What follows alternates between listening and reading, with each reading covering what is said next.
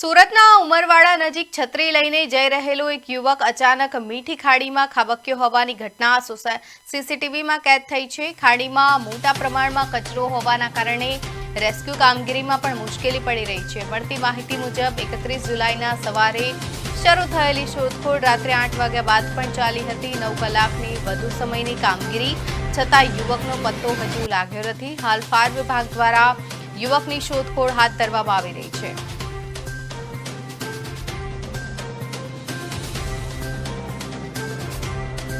આગળની ઘટના છે કોઈ અહીંયાથી માણસો કોઈ રહીશો ફોન કર્યા હતા કે એક માણસ જે છે આ ખાડીમાં પડી ગયા છે। ત્યારે અમે 11:30 વાગે અમે આવ્યા શોધ કર્યા પણ કચરાનું એટલું બધું પ્રમાણ હતો 3 થી 4 ફૂટ પાણીની ઉપર કચરું હતું। એના ઉપર માણસ ચાલી જાય તો પણ પાણીની અંદર નહીં જાય એટલું બધું કચરું હતું। પછી અમે 2 જેસીબી મંગાવ્યા, જેસીબી થી થોડું કચરા કઢાવ્યા પણ જેસીબી નો બ્રેકેટ જે હતા ને એ આખું ખાડીની અંદર નહીં પહોંચતા હતા। પછી અમે પોકલાઇન ની માંગ કરી। પોકલાઇન ના બ્રેકેટ જે હોય એક જ પોકલાઇન થી બધું કચરું કઢાઈ જાય।